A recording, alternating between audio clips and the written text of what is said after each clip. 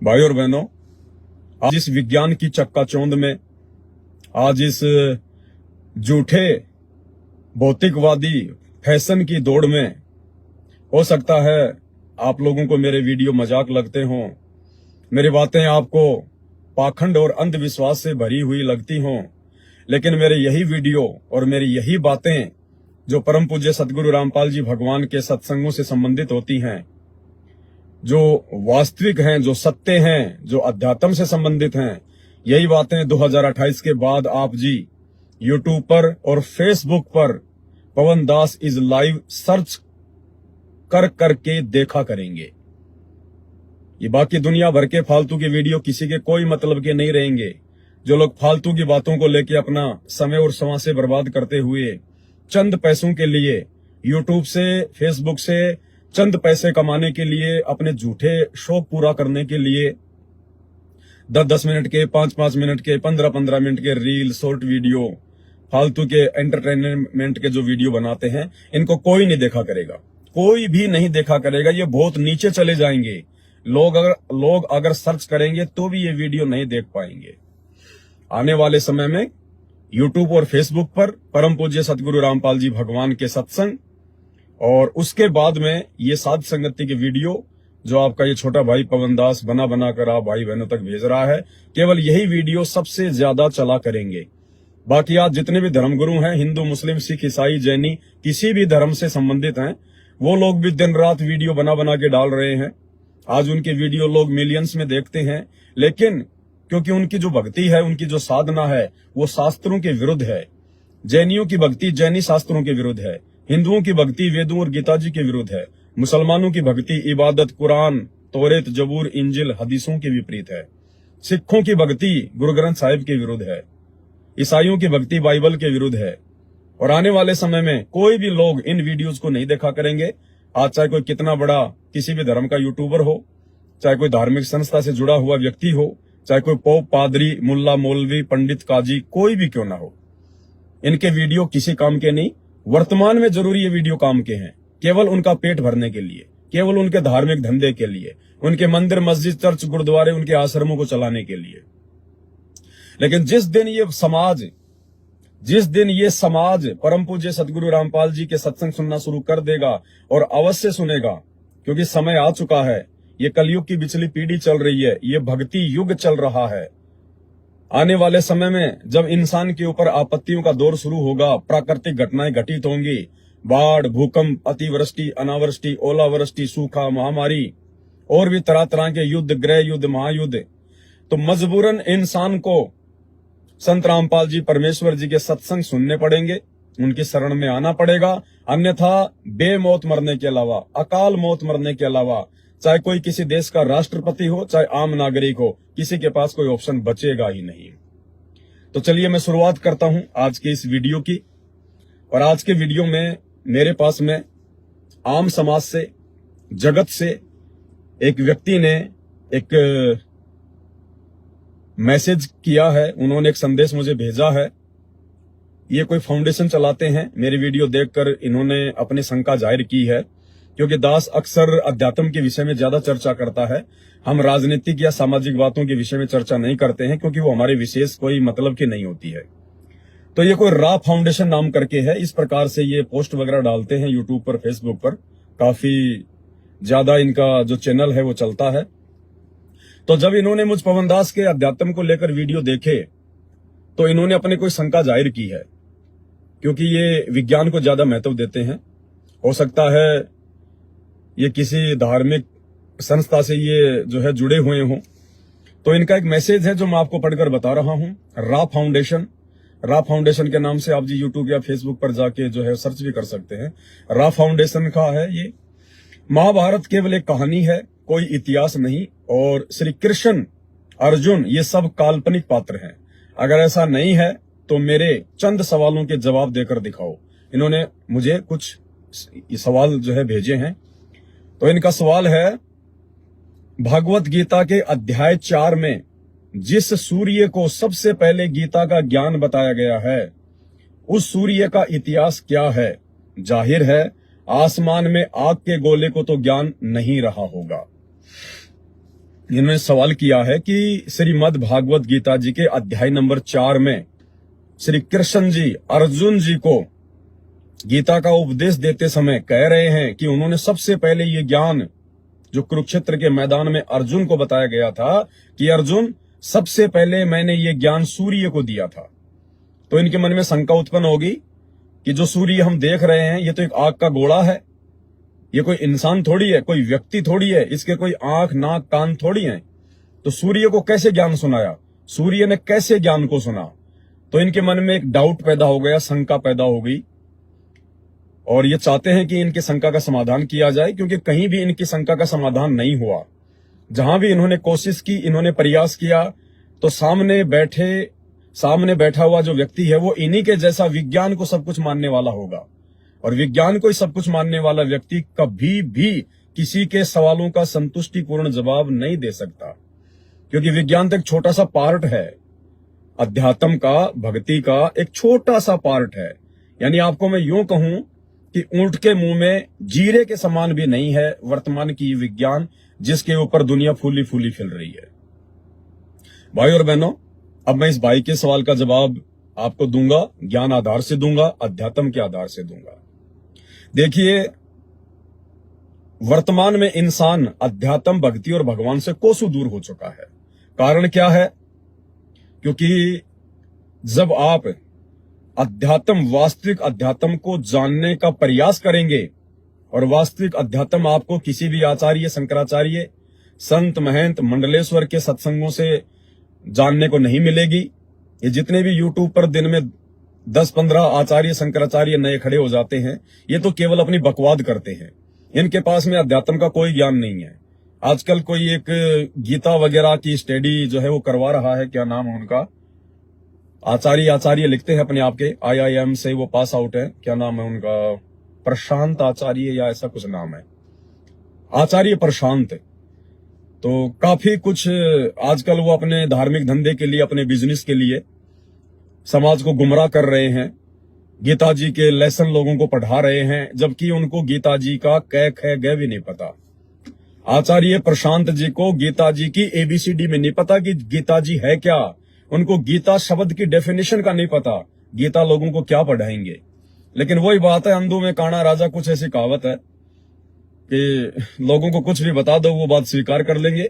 सामने वाला थोड़ा ठीक ठाक बोलना सीख लेता है, भाषा में थोड़ा सा उसके अट्रैक्शन होता है, दूसरे लोगों से अच्छा नहा धो के, बाल वाल बा के, कपड़े उपड़े पहन के सबके सामने बैठा होता है, तो उसका थोड़ा सा जो है अट्रैक्शन होता है। जैसे जब किसी व्यक्ति की शादी होती है, तो भले गांव में उस व्यक्ति को कोई भी इज्जत ना दे, गांव में उसको फालतू का आदमी कहें, लेकिन जिस दिन उसकी शादी होती है उस दिन वो सबका राजा होता है, उस दिन वो सबका मुखिया होता है। अगर वो शादी के लिए मना कर दे ससुराल में जाने के बाद, घोड़ी पर चढ़ने के बाद, तो जितने भी गांव वाले उसको जो बावड़ा कहा करते थे, भला बुरा कहा करते थे, फालतू का इंसान कहा करते थे, सबको खाली पेट वापस आना पड़ेगा, भूखे पेट वापस आना पड़ेगा। कोई एक लड्डू भी नहीं खिलाएगा उन गांव वालों को, चाहे कितना बड़ा सेठ क्यों ना हो। तो उस दिन उस आदमी का विशेष महत्व होता है, वो उन सभी इंसानों में सर्वोपरि होता है, मुखिया होता है, घोड़ी पर बैठ के चलेगा, मुकुट लगा के चलेगा।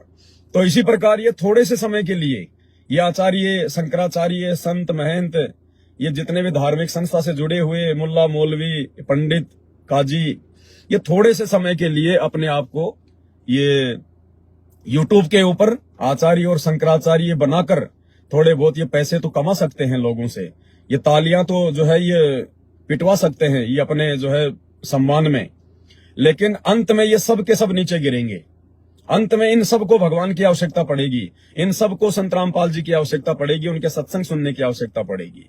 क्योंकि किसी भी धर्म के धर्म शास्त्रों का यदि वर्तमान में कोई संपूर्ण ज्ञाता है, पूर्ण विद्वान है, इस पृथ्वी पर ही नहीं पूरे ब्रह्मांड में, पूरी सृष्टि में, तो केवल परम पूज्य सतगुरु रामपाल जी हैं। आज नहीं तो कल मानना पड़ेगा।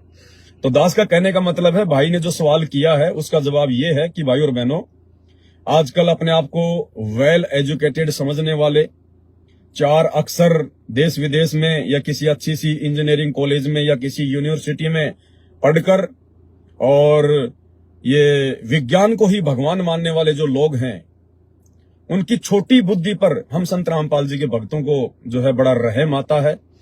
बड़ा जो है वो तरस आता है उनके ऊपर, हमारे को दया आती है कि बाहर से तो ये बड़े वेल एजुकेटेड दिखाई देते हैं, बड़े पढ़े लिखे दिखाई देते हैं, और अंदर से बिल्कुल ये इलिटरेट है, अशिक्षित है, अज्ञानी है, इनको अध्यात्म का कह भी नहीं पता इन लोगों को। और यही लोग जो आज ये 4 अक्षर विज्ञान के सीख कर, ये पढ़कर, ये मोबाइल, टेलीविजन, इंटरनेट वगैरह की ये खोज वगैरह ये करके अपने आप को ये पता नहीं क्या समझने लग गए हैं। अक्सर में ये 0/0 हैं, 0/0। यही लोग जो आज विज्ञान को भगवान से बड़ा बताने में लगे हुए हैं और साबित भी करने में लगे हुए हैं, लेकिन हर बार ये मुंह की भी खाते हैं, हर बार ये मुंह की खाते हैं, लेकिन फिर भी अहंकार में हार नहीं मानते। क्यों नहीं हार मान रहे? क्योंकि इनके पास में दूसरा कोई ऑप्शन नहीं है वर्तमान में। विज्ञान के अलावा किसी और को भगवान मानने के अतिरिक्त इनके पास में कोई ऑप्शन नहीं है, क्योंकि इनको अध्यात्म की जानकारी नहीं है।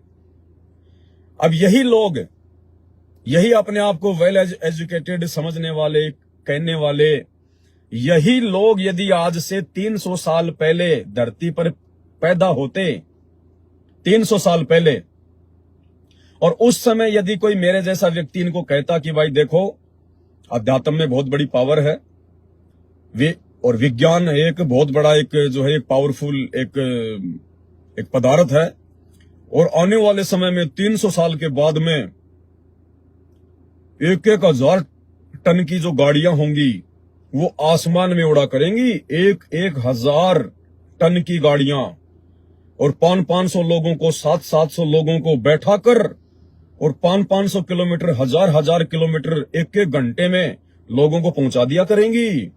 आने वाले 300 साल के बाद में ऐसा समय आएगा, एक विज्ञान आएगी, शास्त्रों में लिखा हुआ ये पहले से कि चौथा जो युग है वो कलयुग है, और कलयुग का मतलब होता है मशीनरी युग। उस युग में हर काम जो है वो मशीनों से हुआ करेंगे। क्यों हुआ करेंगे? क्योंकि पहले के जो 3 युग हैं, सतयुग, त्रेता, द्वापर युग, उस युग में व्यक्ति के पास उसकी भक्ति होती थी, उसके पास उसके जो है पुण्य हुआ करते थे, क्योंकि जो सृष्टि है ये पाप और पुण्य के आधार से चलती है। सृष्टि को कोई वैज्ञानिक नहीं चला रहा, सृष्टि को कोई मंडलेश्वर नहीं चला रहा, सृष्टि को कोई प्रधानमंत्री या किसी देश का राजनेता नहीं चला रहा। पाप और पुण्य के आधार से ये सृष्टि जो है वो चलती है। तो 3 युगों में लोगों के पास में उनकी भक्ति हुआ करती थी, भक्ति की शक्ति से सारे काम हुआ करते थे, उनके वचन में शक्ति होती थी।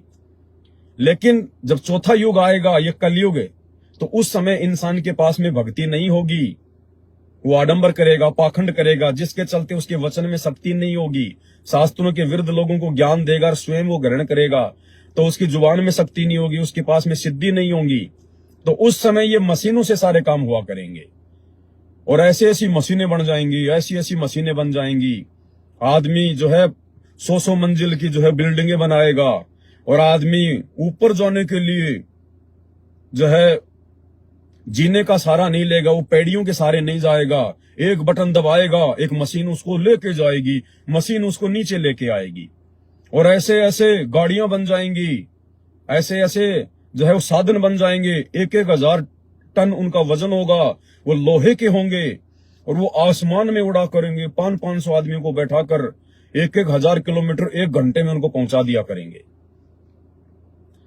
तो उस समय यदि ये व्यक्ति होते जो आज विज्ञान को भगवान मानते हैं, तो उस समय यही व्यक्ति इसी विज्ञान का ये मजाक उड़ाते, और ये क्या बोलते पता है? उस समय अपनी जेब से 1 रुपए का सिक्का निकाल के बोलते हैं कि वो मजाक कर रहा है भाई फालतू में, तेरे को हम ही मिले क्या? अरे तेरे को मजाक करने के लिए हम ही मिले क्या?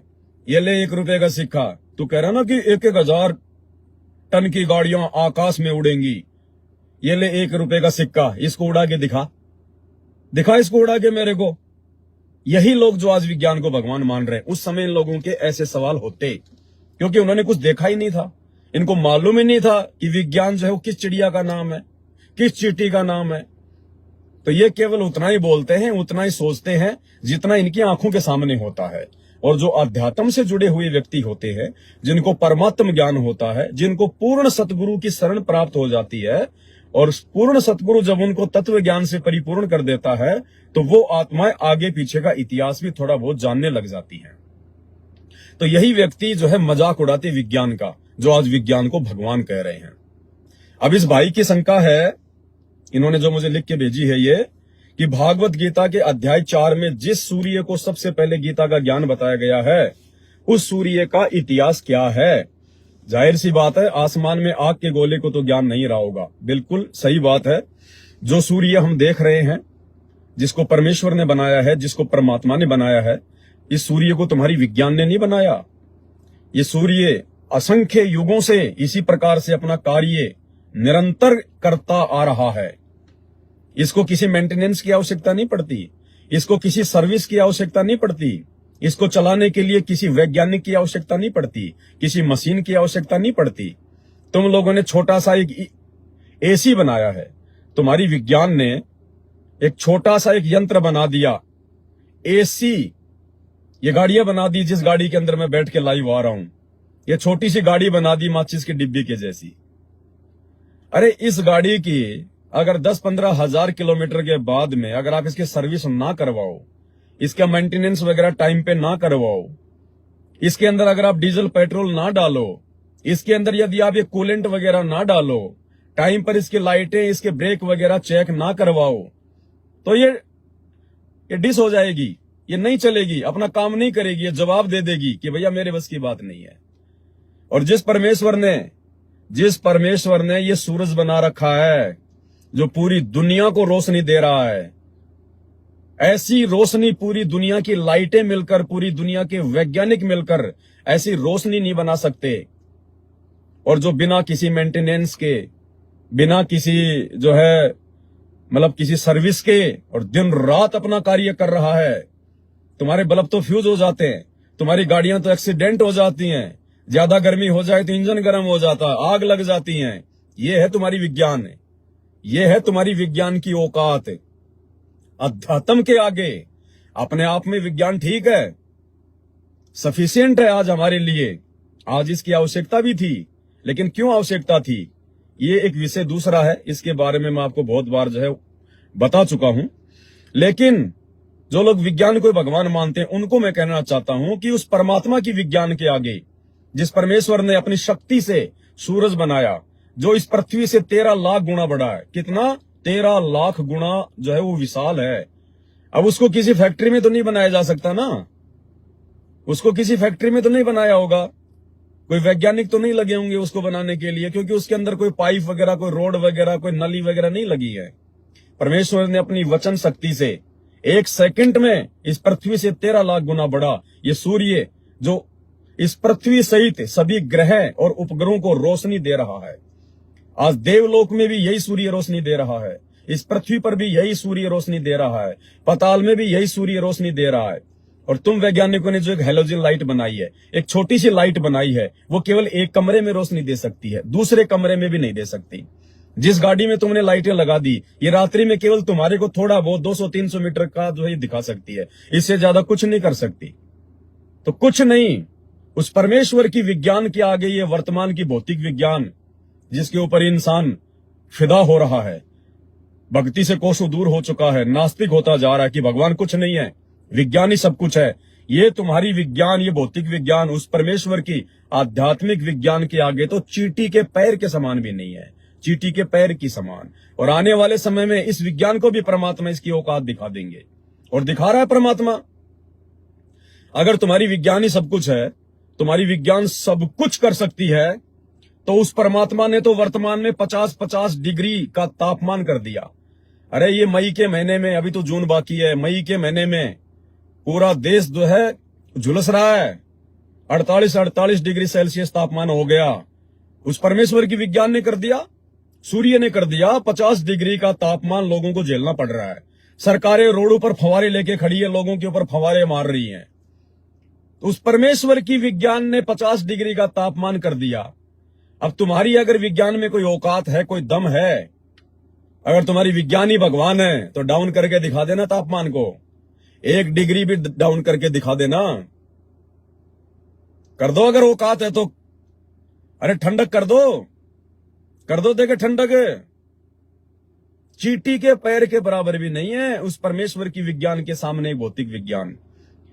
और वो परमात्मा जो वैज्ञानिकों का वैज्ञानिक है, वो अगर चाहे तो इस 50 डिग्री के तापमान को 1 मिनट में बारिश करके वो 20 डिग्री पर ले आएगा। 20 डिग्री पर, और पूरी दुनिया के लिए, पूरे भारत के लिए। तुम कितने एसी लगा सकते हो? तुम जितना एसी लगाकर ठंड पैदा करते हो, उससे ज्यादा तो बाहर जो है तुम लोग जो है गर्मी पैदा करते हो। कितनी गर्मी फेंकती है वो एसी? कुछ नहीं कर सकता इंसान। विज्ञान की कोई औकात नहीं है। तो भाई जो कह रहा है कि भागवत गीता के अध्याय 4 में जिस सूर्य को सबसे पहले गीता का ज्ञान बताया गया है, उस सूर्य का इतिहास क्या है? जाहिर है आसमान में आग के गोले को तो ज्ञान नहीं होगा। बिल्कुल भाई और बहनों, अक्सर शास्त्रों में भी इस बात का जिक्र है, और ये रियलिटी है, हकीकत है। जो लोग अध्यात्म से जुड़े हुए हैं उनको केवल विश्वास है, नास्तिक लोगों को विश्वास नहीं है। उनको तो जब विश्वास होगा जब उनके ऊपर चोट पड़ेगी, जब ये विज्ञान फेल होना शुरू हो जाएगी। हम जो सूर्य देख रहे हैं आसमान में, आग का गोला, ये सूर्य कोई देव नहीं है, ये सूर्य कोई देवता नहीं है, ये सूर्य कोई भगवान नहीं है। यही तो आप लोगों की छोटी सोच है। आप लोग केवल इसी सूर्य को भगवान मान चुके। आपने इसी सूर्य को एक देवता मान लिया। ये जो चांद है आसमान में, आपने इसको एक जो है वो देवता मान लिया। चांद देवता, चंद्र देवता। दुनिया भर के लोग सुबह सुबह जल का लोटा लेके और इसी सूर्य को देवता मानकर जल जो है अर्पण करते हैं। ये उनकी मूर्खता है, ये उनकी नादानी है। उनको आध्यात्मिक ज्ञान नहीं है। ये सूर्य देवता नहीं है, भगवान नहीं है, कोई देव नहीं है। इसके ऊपर जो कंट्रोल करता है, इस सूर्य के ऊपर जो कंट्रोल करता है, असल में वो है सूर्य देव। और वो जो देव है वो एक व्यक्ति है, एक इंसान है, आप और हमारी तरह है। वो जो व्यक्ति है वो कहीं और बैठा होता है, और ये जो आग का गोला है ये कहीं और है। वास्तव में जो सूर्य देव है वो कश्यप ऋषि का बेटा है, जो कि सूर्य के ऊपर जो है वो कंट्रोल करता है। ये सूर्य देवता नहीं है। जिस प्रकार आपको मैं सामान्य भाषा में समझाऊं, क्योंकि बिना अध्यात्म के इंसान की बुद्धि नहीं खुल सकती। जिस प्रकार हमारे देश में बहुत सारे विभाग हैं, एक बिजली विभाग है, एक परिवहन जो है विभाग है, तो जिस प्रकार बिजली विभाग के ऊपर एक व्यक्ति का जो है कंट्रोल होता है, जिसको हम कहते हैं बिजली मंत्री। बिजली मंत्री, अरे तो वो बिजली मंत्री कोई बिजली थोड़ी है। वो बिजली मंत्री को हाथ लगाओगे तो कोई वो करंट थोड़ी मारेगा। भारत देश को या जिस भी राज्य में कोई बिजली मंत्री है, उस राज्य में जो बिजली की जो सप्लाई की जा रही है, जिससे लोगों के घरों में लाइटें जलती हैं, पंखे चलते हैं, फैक्ट्रियां चलती हैं, वो बिजली मंत्री के कान में कोई मतलब वायर थोड़ी लगा रखे हैं। वो बिजली मंत्री के कोई तार थोड़ी लगा रखे हैं जो वो बिजली मंत्री सबको जो है वो पावर दे रहा है। नहीं, बिजली एक डिपार्टमेंट है। इलेक्ट्रिसिटी जो है एक वो डिपार्टमेंट है। उस डिपार्टमेंट के ऊपर उस बिजली मंत्री का जो है वो अधिकार है, आधिपत्य है। वो उसको कंट्रोल करता है। जय हो, जय हो, जय। तो वो उसके ऊपर कंट्रोल करता है। ठीक इसी प्रकार ये जो सूर्य है, ये तो एक आग का गोला है, ये तो एक यंत्र है, ये तो एक यंत्र है। लेकिन इस यंत्र को जो कंट्रोल करता है, इस यंत्र के ऊपर जिसका अधिकार है, वो कश्यप ऋषि का बेटा है सूरज। वो एक देव है, वो इसको कंट्रोल करता है। अब जिस प्रकार हमारे भारत देश के जो परिवहन मंत्री हैं, रोड मंत्री हैं, उनका नाम है नितिन गडकरी। अब नितिन गडकरी कोई रोड थोड़ी है, नितिन गडकरी कोई बस थोड़ी है। वो परिवहन मंत्रालय के ऊपर अपना आधिपत्य रखता है। वो उनको दिशा निर्देश देता है, कौन सी गाड़ी कब चलेगी, कितनी बसें जो है नहीं चलानी है, कौन सी रोड कहां बनेगी, कौन सा हाईवे कहां से निकलेगा, कैसे बनेगा, कौन बनाएगा। वो नितिन जो गडकरी है, जो रोड मंत्री है, जो परिवहन मंत्री है, वो उस मंत्रालय के ऊपर अपना आधिपत्य रखता है। तो ठीक का गोला है, जिसके विषय में ये विज्ञान को भगवान मानने वाला भाई रा फाउंडेशन वाला, जिसको अध्यात्म की छींट नहीं है, जानकारी नहीं है, इसने अपनी छोटी बुद्धि से ये आइडिया लगा लिया कि गीता जी के अध्याय 4 में भगवान श्री कृष्ण अर्जुन को जो ज्ञान दे रहे हैं, उसमें कह रहे हैं कि अर्जुन सबसे पहले मैंने ये ज्ञान सूरज को दिया था। तो इन्होंने सोच लिया कि इस सूरज को दिया होगा जो ये आग का गोला है। नहीं, इस सूरज को नहीं दिया। ये तो एक यंत्र है जिसको कंट्रोल करता है। जैसे ये मोबाइल है, ये मोबाइल है, अब इस मोबाइल के ऊपर मेरा कंट्रोल है। अब इस मोबाइल के अंदर से मैं लाइव आ रहा हूं, मैं आपको जानकारी दे रहा हूं, तो मैं मोबाइल के अंदर नहीं बैठा हुआ हूं। ये मोबाइल मैं नहीं हूं, ये मोबाइल जो है ये अलग है, और इस मोबाइल के माध्यम से जो मैं आपको संदेश दे रहा हूं वो मैं बाहर बैठा हूं। लेकिन आध्यात्मिक जो विज्ञान होती है भाई और बहनों, वो इस भौतिक विज्ञान से, इस देश और दुनिया की जो विज्ञान है, इस विज्ञान से लाखों गुना जो है ये उत्तम होती है, लाखों गुना उत्तम होती है। लेकिन इंसान की एक फितरत होती है, वो जिस चीज को जानता नहीं, जिस चीज को उसने देखा नहीं, उस चीज को वो जल्दी से जो है वो स्वीकार जो है वो नहीं करना चाहता। तो ये तो उसकी अपनी सोच है, उसकी अपनी सोच अध्यात्म में नहीं चलती है। जो सत्य है वो तो सत्य ही होता है, उसको कोई नकार नहीं सकता उसको।